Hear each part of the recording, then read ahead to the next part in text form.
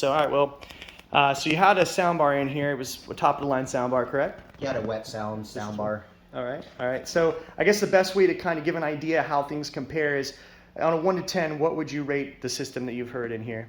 This thing's an 11. Awesome, awesome. So then I guess compared to a top-of-the-line soundbar, what would you say that soundbar was? That thing was garbage. Absolute garbage. A negative if I could give it a number. Gotcha, gotcha. I kept it in the car for a total of like 3 weeks. Gotcha. All right.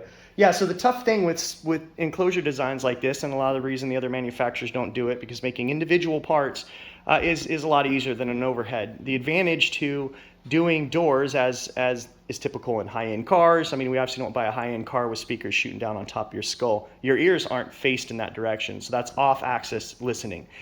The other main thing is the recordings we listen to have professional engineers that make fading from left to right. That's stereo sound, front and rear. Straight down firing systems, you lose that effect. Another advantage, of course, of having door speakers like you see here is you can open the door and project the sound out. So instead of the sound just going down in the upholstery and getting lost, it's going where you want it to go. So yeah, I guess overall, did you notice some kind of nice sound staging where you could hear separation as they're supposed to be? I have some friends that have some downfiring rooftop systems, and they're just not as clear. The sound coming out just isn't anywhere near what this is. Awesome. Also, the other disadvantage is it's not top heavy. Right. Because Absolutely. in these cars, we like to go fast, and the more weight you have up top, it's no good. We talk about the disadvantage of that weight, but I mean, what did you experience when you were installing that? Well, we installed a large roof on a Defender Can-Am, and it took 4 or 5 people just to pick that thing and put it up. It was at least 400 pounds. I mean, it was heavy.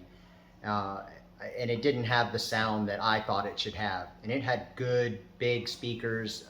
It just didn't have the sound that I thought it should have. And you were saying even when he was driving, you kind of had to correct him on how he could now drive, that he's got that 500 pounds. Yeah, we couldn't take the turns like we did before because it was so top heavy. Those machines are so tall. Right. All that weight up top, it felt like it was going to flip over any minute. What's nice about this system is you're only looking at 4/8 in here. And a lot of those roof systems just keep adding speakers to try to make up for basically where they're facing. So to be compared to some of those bigger roof systems is pretty awesome. So yeah, it's very, very comparative. I'd say better, awesome. clearer at higher volume. Awesome, awesome. Yeah, I think this is doing about 115, 120 decibels, which is significant. We get 130 out of our 6x9. So yeah, for 8s that look clean, yeah, we're really happy with them. So it's Chris with Wetbox.net. Thanks, bye.